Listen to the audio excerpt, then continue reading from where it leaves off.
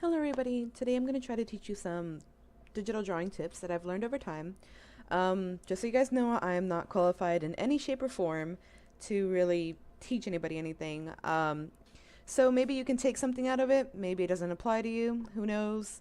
So let's go ahead and get started. Okay, so I'm going to start from the beginning, which is going to be sketching. The absolute first tip that I give off for sketching is to work in different layers.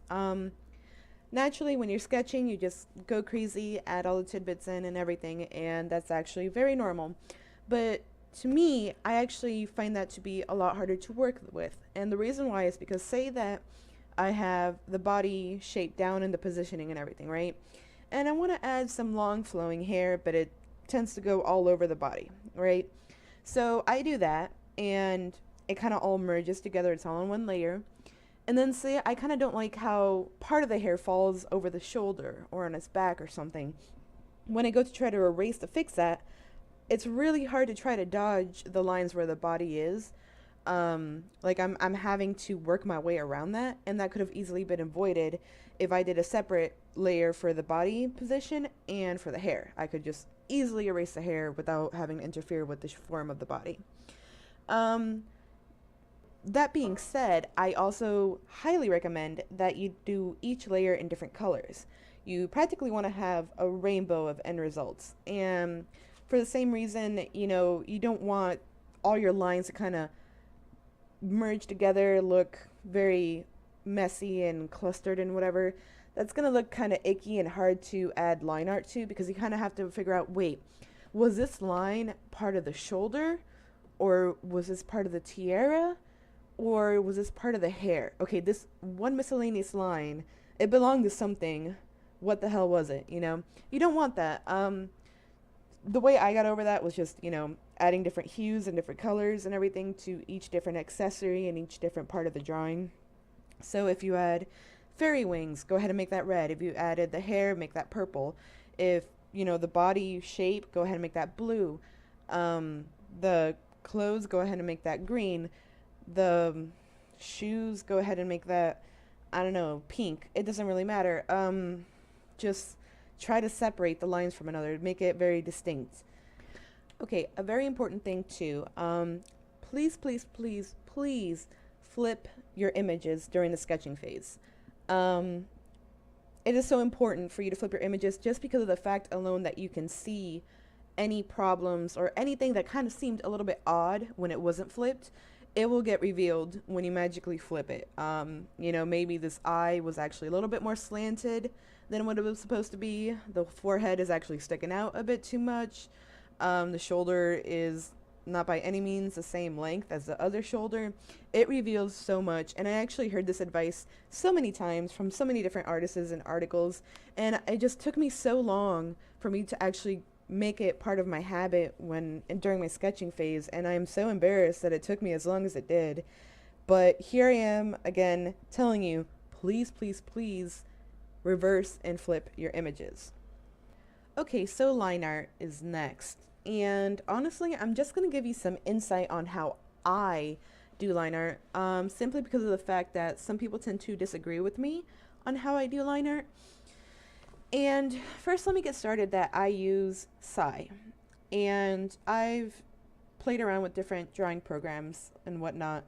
And for me, Sai takes the gold when it comes to stability and customization when it comes to a line art brush. And okay, it's pretty straightforward. You just simply do a more clean, solid line over your sketches.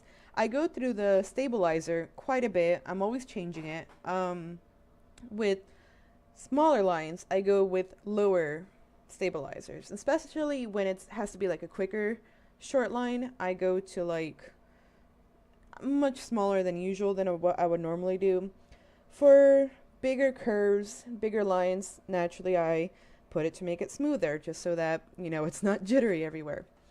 But the biggest thing I do that helps me out so much that people seem to disagree on is that I do use the curve tool, and I have not really seen this on the few programs that I have played with. And I think people are completely missing out on this tool that is provided for you to actually improve your drawing or doing line art. and I use it just for that because it's meant to be a line art tool. And it's pretty beautiful. So there's this button curve, okay? And it's just that you make dots pretty much telling the line where to go. This line is going to have a bunch of little dots, and you can edit these dots to do pretty much anything. So if you go to this edit button here, I can actually create more dots, and each one of these dots are their own little motion thing. So I can move this line all the way over here. This dot can be all the way over here. And on top of that, I can actually change the pressure of the dot. So I can make this very thin and all the ones around it pretty thin. The ones far away I can do thicker. So, and then on top of that, you know, I can move it around. So as you can see, this gives you a lot more control than if you had to just swish a line around with your hand. So I do use this a lot, and pretty much half of my line art is with the curve tool. Let's say that the lines of the leg, which tend to be pretty long lines across the leg or whatever, I will use the curve tool because I don't want to do like 70 different strokes and controlling Z and undoing them trying to get the right one. No, I just rather, you know, make little dots along the leg, and there you go. I'm gonna have my line and then I adjust it later. Some people frown upon this because they say that, hey, this hinders you from learning how to do line art and whatnot. And, you know, I don't completely disagree. I don't think that you should rely on this 100% for your drawing. I do think that you should still do natural freehand for your drawing. But that being said, it is a tool that is available for you. Don't ignore it just because people say that you should ignore it. You know, if it helps you, use it. In the end, you know, if you enjoy using it and you enjoy doing your drawing, just do it. It's helped me out a bunch. I feel like my line art is very smooth and it has that clear, crisp result that I like. So I wouldn't get rid of it for the world. And then we have coloring. This should be the easiest part of the drawing. It is for me. I don't know why it wouldn't be easy. All you do is just lay color on there, okay? So a good way to do this, if you happen to close all your line art, meaning a line happens to connect to another line, you're going to be able to use the magic wand, and that saves so much time. What you do is you go to your line art layer, and you go ahead and select a section of the drawing that you want. If it happens to be closed, it should just be that one section, like say the face. You should be able to just select the face, it'll be blue. You know, you make a whole new layer, the skin layer, whatever. And then you should be able to just place the color in without having to worry about spilling outside or anything. Okay, that is if you happen to connect all of your line art. If you didn't, and it's not an easy fix, no worries, there's another way too. Let's say that you want to do this whole chunk right here, okay? One color. Just go around the edges, normally with a brush. Make sure that it's nice and within the lines, you know, like normal coloring should be. And then you just bucket in the middle. Sweet and simple. Should save a lot of time.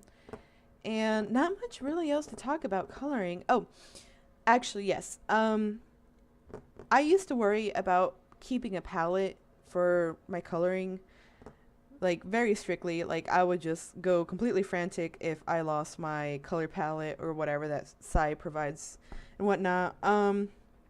You know, on top of the fact that the eyedropper is a thing and you shouldn't worry, if you hit Control U, a little menu is going to pop up, okay? You're going to have like saturation, you're going to have luminosity and hue and all of that. And so this is why it's important that you not brainstorm or worry too much about what colors you are putting down, because you can change it later. And you can change just how dark, how bright, how concentrated, or, you know, however you want it to look later. Let's say like right now I make her black. I can easily give her some olive tan skin later. I wouldn't be concerned with it. Same with shading. Once you put down the shading, it doesn't matter what color you put down. You can change it. Like, don't be frantic about, what color should I pick for this? You know, like, you can figure it out later. You can play around with pretty much any color in the spectrum and figure it out, like what's visually more pleasing. I know like some people tend to struggle over coloring because of that small little factor, and I think that's silly. Like you have this option, it's a beautiful option. Go ahead and use it. Okay, and then finally we come to shading. Okay, so shading, I only really have two advice for it. And the first one is going to be to at least pick two colors for your shading. I highly recommend that you pick three or more, but the minimum you should at least use is two. The reason why is because, yeah, the first shading is going to determine like where the big chunk of shadow is going to be. The farthest away from the light point, it's going to decipher where the light point is even at, and that's great and dandy. But if you really want to get your character more depth and not to be so 2D, even if it is meant to be a cartoon like character or style, you know, you're still going to have really deep parts of the character, like the inside of the ear, or you know, right under the neck, under the folds of the clothes, the parts that are really tucked away from the light source. That's really important. It'll just give your character a lot more dimension, and it'll look a little bit more like it was made with a bit more skill. And okay, then it's light source positioning. This is a personal problem that I used to have with. I would determine straight from the beginning, before I would even finish my sketch or whatever, was like, hey, I'm going to want the light source to come from above.